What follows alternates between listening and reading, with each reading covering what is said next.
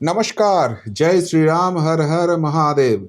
आज सुबह से बंगाल में एक ही ब्रेकिंग न्यूज चल रहा है। अभिषेक बनर्जी का राइट हैंड माना जाता शौकत मोल्ला का घर में एनआईए का रेड हो गया है। ক্যানিং পূর্বের প্রাক্তন তৃণমূল বিধায়ক শওকত মোল্লার বাড়িতে এনআইএ, কেন্দ্রীয় বাহিনীকে নিয়ে শওকত মোল্লার বাড়িতে এনআইএ। এই মুহূর্তে বড় খবর দিকে নজর রাখবো, সকালের বড় খবর। পিসিআরকে বলবো বিগ বলে এই মুহূর্তের বড় খবর। এই মুহূর্তের সব থেকে বড় খবর, তৃণমূল কংগ্রেসের প্রাক্তন বিধায়ক প্রভাবশালী নেতা শওকত মোল্লার বাড়িতে পৌঁছে গেল এনআইএ। আর এই মুহূর্তে নজরে শওকত মোল্লা, কারণ সাত সকালে শওকত মোল্লার বাড়িতে পৌঁছে গেছে এনআইএ টিম। সাত সকালে প্রাক্তন তৃণমূল বিধায়ক শওকত মোল্লার বাড়িতে এনআইএ টিম। और ये न्यूज सुनते ही कालीघाट और कैमक स्ट्रीट मतलब ममता बनर्जी और अभिषेक बनर्जी के ऑफिस में सनसनी मच गई। अब ये बात सुनने के बाद आपके दिमाग में तीन सवाल भी आ सकता है कि कौन है भाई ये शौकत मोल्ला, और उसके घर में एनआईए का रेड भी क्यों हो रहा है, और उससे भी बड़ी बात है कि शौकत के घर में अगर एनआईए का रेड होता है तो कालीघाट और कैमक स्ट्रीट ममता बनर्जी और अभिषेक बनर्जी को इतना टेंशन लेने का क्या है। आ रहा हूँ एक एक करके सारे पॉइंट आपके सामने लेके आ रहा हूँ।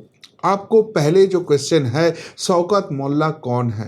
आप अगर बंगाल का इलेक्शन ध्यान से फॉलो किया है तो एक गान तो आप जरूर सुना होगा, माँ चोर शौकत तो माँ चोर।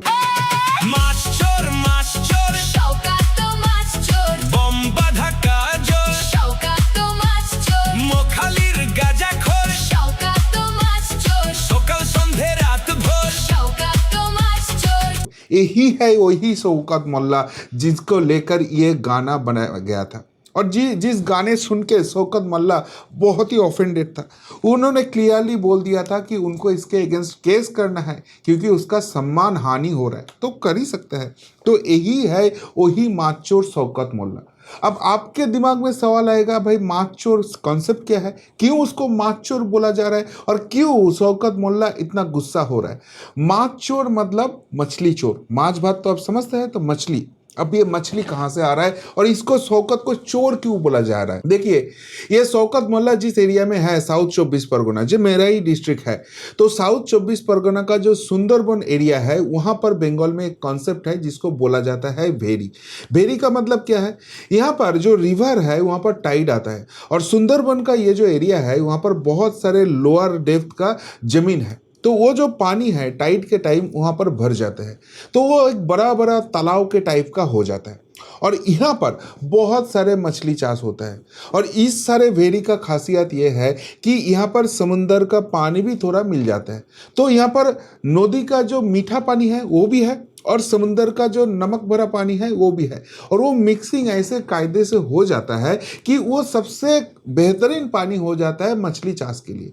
तो ये जो मछली है ये वहाँ पर बहुत जल्दी बड़ा हो जाता है, और बंगाल में मछली का बहुत डिमांड है।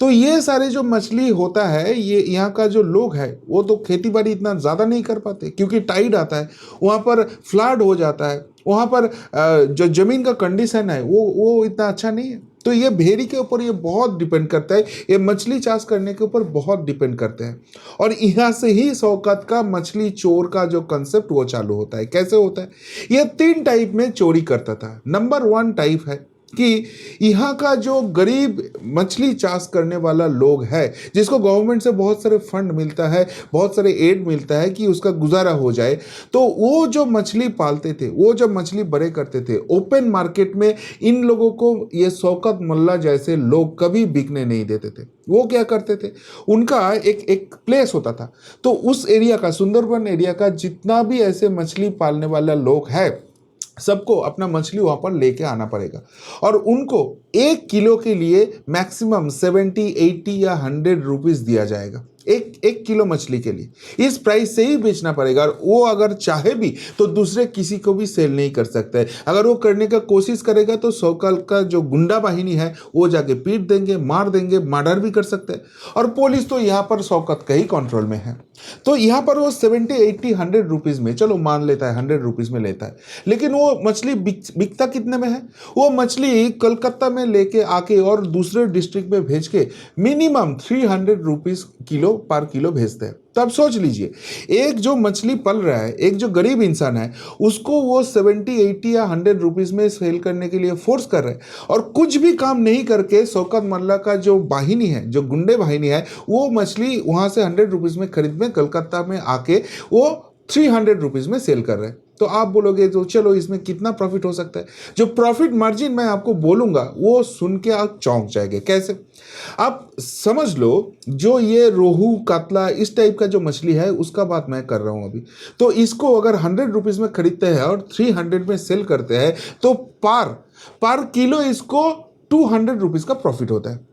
तो ऐसे मछली कितना सेल होता है? उस एरिया से मिनिमम 10,000 किलो सेल होता है पर डे। 10,000 किलो मछली अगर आप 200 रुपीस का प्रॉफिट में करते हो तो आपका इनकम कितना आता है? मिनिमम 20 लाख रुपए प्रॉफिट आपको आ जाता है। अब एक यहाँ पर दूसरे टाइप का भी मछली होता है, जैसे झींगा मछली होता है, जैसे पॉम्फ्रेट होता है, जैसे यहाँ पर भेटकी होता है। ये थोड़ा कॉस्टली फीस है। किसी का प्राइस 500 रुपीज़, 600 रुपीज़ किलो होता है, किसी का 1200, 1300 रुपीज़ होता है। तो ऑन एन एवरेज इसको भी, ये जो गरीब किसान है जो मछली पालता है, उनको 100, 150, 200 से ज़्यादा नहीं मिलता है। तो कम से कम ये सारी जो मछली है उसमें ये शौकत का लोग 500 रुपीज़ का प्रॉफिट रखते हैं पर किलो में। और ऐसे मछली कितना बिकते हैं? Per day minimum 5,000 kilo. तो 5,000 किलो अगर 500 रुपीज़ का प्रॉफिट में शौकत का लोग बेचते हैं तो कितना आता है? Minimum 25 lakh per day. उसके मतलब रोहू, कातला जैसे फिश से 20 लाख रुपए, और ये झींगा, वेटकी जैसे कॉस्टली फिश से 25 लाख रुपीस। तो एक दिन में कितना इनकम हो गया? 45 लाख का प्रॉफिट ये शौकत मोल्ला कर लेता है। अब ये 45 लाख के अंदर चलो अपने लोगों को रखना है, वो जो ट्रांसपोर्ट है, वो सब कॉस्ट अगर आप हटा देते हो तो 5 लाख रुपए और हटा दो, तो कितना सॉलिड प्रॉफिट हुआ? 40 लाख रुपीस का सॉलिड प्रॉफिट हुआ एक दिन में। अब यहाँ पर कालीघाट का मतलब तृणमूल कांग्रेस का एक ओपन सीक्रेट है, जो मैं पहले भी आपको बोल चुका हूं कि अगर तृणमूल को यूज करके, तृणमूल को पावर को मिस यूज करके, ये उनका नाम लेके आप कोई भी प्रॉफिट करते हो तो आपका एक जाने माने फॉर्मूला है। 25% आप आपके पास रख सकते हो और 75% आपको जो लीडरशिप है, जो हाईएस्ट लेवल का लीडरशिप है, वहां तक पहुंचना है। ममता बनर्जी ने ओपन बोला था। और उस हिसाब से अगर देखा जाए तो 40 लाख रुपीस का अगर प्रॉफिट होता है तो शौकत मोल्ला आपके पास कितना रखता है? 10 लाख रुपीस, और 30 लाख रुपीस जो है वो कलकत्ता में पहुंचा देता है। चलो बढ़िया है, एक दिन में 10 लाख रुपीस प्रॉफिट है, कुछ भी नहीं करके, बस गुंडागर्दी करके। उसके बाद अगर आप महीने का हिसाब जोड़ते हो तो 10 लाख रुपीस का कितना होता है? 10 lakh rupees into 30 days, 3 crore rupees. एक महीने में शौकत मोल्ला का इनकम, ये मछली ऐसे चोरी करके 3 करोड़ का। एक साल में मुनाफा कितना आता है? 3 करोड़ इंटू 12, 36 करोड़ का उनका प्रॉफिट आता है। और अगर 5 साल वो राज कर ले तो 36 करोड़ इंटू 5 मतलब 180 करोड़। आप समझ सकते हो मछली चोर, माछ चोर क्यों शौकत को बोला जाता था। ये बस मछली चोरी करके, लोगों के ऊपर गुंडागर्दी करके, आपका पावर का मिस यूज करके 180 करोड़ का प्रॉफिट वो अपने लिए बना रहा है। और अगर अपने लिए ये बना रहा है तो इसका जो 3 गुना है, मतलब 25% तो उसके पास था, 30% 75% तो उसने हायर अथॉरिटी को भेज दिया, इसलिए तो ये गुंडागर्दी करने का लाइसेंस मिला उनको। तो उनके पास, शौकत मोल्ला के पास अगर 5 साल में 180 करोड़ का प्रॉपर्टी होता है तो हायर अथॉरिटी के पास कितना होता है? 3 गुना, मतलब 550 करोड़ का प्रॉफिट देता है। तो इसलिए शौकत इतना खास था अभिषेक बनर्जी का, इतना खास था ममता बनर्जी के। ये तो एक टाइप का चोरी बोला। दूसरे टाइप का चोरी, जो लोग शौकत मोल्ला को देने से मना कर देते थे कि हम इतना कम प्राइस में नहीं देंगे, बाहर में इसका वैल्यू ज़्यादा है, हम वहाँ पर जाके बेचेंगे, तो उसका जो भेरी था, मतलब वो जो तालाब, बड़ा तालाब जैसे जगह था, उसको ज़बरदस्ती हड़प लेते थे यह शौकत मोल्ला। और उसके बाद उसका जितना भी प्रॉफिट है वो अपने जेब में रख देते थे, एक भी पैसा वो गरीब किसान को नहीं मिलता था। और तीसरे टाइप का क्या है? मैंने बोला यहाँ पर सुंदरबन जो एरिया है वहाँ पर हाई टाइड हो जाता है, समुंदर का पानी घुस जाता है, तो वहाँ पर जो लैंड है वो बिगड़ जाता है, वहाँ पर खेती बाड़ी इतना नहीं होता है। लेकिन जो खेती बाड़ी का जमीन है उसका जो नेचर है वो चेंज कर देता था, उसको खोद देते थे और उसको ही वेरी बना लेते थे। तो ये 3 टाइप का चोरी ये करते थे और इसलिए इसका नाम माछ चोर हो गया। अब तो विस्तार से समझ गया कि बस माछ चोरी से ये शौकत मल्ला ने कितना बड़ा साम्राज्य बना लिया था। लेकिन आप बोलोगे कि भाई इसके साथ एनआईए रेड का क्या ताल्लुक है। यहाँ पर आपको और एक हिंट्स दे देता हूँ कि यहाँ पर क्या क्या कर रहा था शौकत मल्ला। उनका जो बेटा है, उस बेटे जो अरेस्ट हो गया, तो वो बेटे यहाँ पर जो भेरी का लैंड है जो दूसरे लोगों का है वो पूरा वो ले लेते थे, उसको कवर कर देते थे और वहाँ पर अपना काफे चलाते थे और वो बहुत बहुत पैसे वहाँ से भी कमाते थे। लेकिन ये सारी चीज़ के लिए यहाँ पर एनआईए नहीं आए। आप पूछोगे एनआईए क्यों आए हैं भाई, ये सारे जो है ये ईडी का काम है, ये सीबीआई का काम है, एनआईए क्यों घुस रहा है। और यही सबसे अहम मुद्दा है। यहाँ पर एनआईए इसलिए आया क्योंकि ये शौकत मल्ला एक्चुअली तृणमूल कांग्रेस के लिए बम बनाते थे। नहीं, ये बात मैं नहीं बोल रहा हूँ, ये उनके जो लीडर है ममता बनर्जी वो खुद बोल रही है। जब एक प्रशासनिक बैठक हुआ था, ये शौकत मोल्ला ने ममता बनर्जी के पास मांगा था कि वो जहाँ पर रहते हैं वो जीवनतला में एक बस स्टैंड बना दो।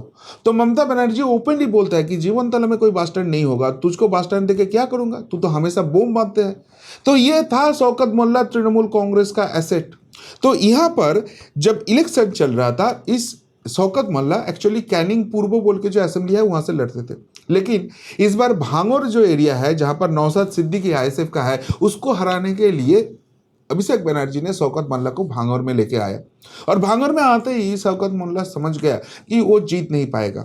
इसलिए इलेक्शन के पहले भांगोर में दक्षिण बामुनिया बोल के एक इलाका है, वहां पर एक भयंकर विस्फोट हो जाता है और उस विस्फोट में एक लोग का डेथ हो जाता है और बहुत सारे घायल हो जाता है। और जब यह हुआ तब से ही आईएसएफ नौशाद सिद्दीकी हमेशा से डिमांड करते आ रहा है कि यहाँ पर निष्पक्ष जांच हो, यहाँ पर एक ऐसे इन्वेस्टिगेशन हो जहाँ से सारे सच सामने आएंगे। और वहाँ पर फिर मामला हो जाता है। वो मामला करते करते ये केस चले जाता है एनआईए के पास और एनआईए केस हाथ में लेते ही ये शौकत मल्ला का जो राइट हैंड है वहीदुल इस्लाम उसको अरेस्ट करता है। उसके साथ और भी सारे लोगों को अरेस्ट करता है और वो अरेस्ट करने के बाद इसको इंटरोगेशन करने के बाद ये शौकत मल्ला का नाम आ जाता है और शौकत मल्ला को घर में ये पहुंच जाता है सुबह 6 बजे। लेकिन शौकत मल्ला तब घर से भाग चुका है। अब एक चीज़ देख लीजिए, अगर कोई कुछ प्रॉब्लम नहीं किया है, वहाँ पर कोई पॉलिटिकल वेंडेटा है, वो घर से क्यों भागेगा। तो एनआईए जब उसको घर में नहीं मिला तो उसके बाजू में उसका पार्टी ऑफिस था, वहाँ पर जाके सर्च ऑपरेशन किया और फिर लोगों से पूछताछ करके शौकत मल्ला का बेटे, शौकत मल्ला का बेटी और उनके बीवी को पूछताछ किया और पूछताछ करने के बाद उसका बेटा अभी अरेस्ट हो गया। बेटी और बीवी का पूछताछ अभी भी चल रहा है। शौकत मल्ला अभी भी गायब है। लेकिन फिर भी क्वेश्चन ये आ जाता है कि भाई ये तक तो मान लिया कि वहाँ पर बम हुआ है, लेकिन बम ब्लास्ट होने के बाद अगर वहाँ पर कोई एंटी नेशनल एक्टिविटी हो रहा है तभी एनआईए घुसता है। और यहाँ पर ही सबसे बड़े पॉइंट आता है क्यों ममता बनर्जी, अभिषेक बनर्जी के लिए ये शौकत मल्ला के घर का एनआईए रेड और भी एक टेंशन का काम हो गया। देखिए, मैंने पहले ही आपको दिखा दिया कि ममता बनर्जी खुद बोलते थे ये शौकत मल्ला बम बांधते हैं। अब ये जो बम ब्लास्ट हुआ है यहाँ पर एंटी इंडियन एक्टिविटी है, ये तो है ही, इससे भी बड़ा कारनामा ये शौकत मल्ला यहाँ पर कर रहा था। आपको याद है ममता बनर्जी जब सत्ता में थी तब फेंसिंग का काम नहीं करने देते थे और ये जो सुंदरबन एरिया है यहाँ पर बहुत सारे रिवर्स है। सो ये रिवर के अंदर से ये जो बांग्लादेशी घुसपैठिया है, रोहिंग्या है, ये सब लोग घुसते थे और घुसने के बाद इसका लैंडफॉल कहाँ पर होता था, वो सुंदरबन एरिया में होता था। और वहाँ पर पहुँचने के बाद ये जो शौकत है, शौकत का पूरा गैंग इसको शेल्टर दे देते थे। इसको जो भी पासपोर्ट चाहिए, जो भी आधार कार्ड चाहिए, वोटर कार्ड चाहिए, पैन कार्ड चाहिए, सब कुछ बना देते थे। और उसके बाद कहाँ पर इसको रहना है, कहाँ पर इसका शेल्टर होगा, वो पैसा लेके ये लोग कर देते थे। इसके मतलब उसको काम में लगा के बांग्लादेश का जो जिहादी गोष्ठी है वो सारे लोग यहाँ से अपना लोग घुसाते थे और उस काम में शौकत मल्ला पूरा के पूरा इन्वॉल्व है। ये पूरा बंगाल को जानकारी है, ये पुलिस को जानकारी है, लेकिन वो अभिषेक बनर्जी का खासम खास है, इसलिए कोई कुछ नहीं कर सकता था, कोई कुछ नहीं बोल सकता था। ये जो सुंदरबन एरिया है, ये जो कैनिंग एरिया है, ये जो भांगर एरिया है, इसका डेमोग्राफी पूरा के पूरा चेंज हो गया। और वो चेंज किया ये शौकत मोल्ला और उसका जो गुंडे बाहिनी है वो लोग, लेकिन कोई कुछ नहीं कर सकता था। अब एक चीज बोलो, जो हम जैसे पत्रकारों को मालूम है, जो जनरल पब्लिक को मालूम है, जो पुलिस को मालूम है, इतने सारे कारनामा कर रहा है, जो एंटी नेशनल काम है, वो अभिषेक बनर्जी, ममता बनर्जी को नहीं पता था।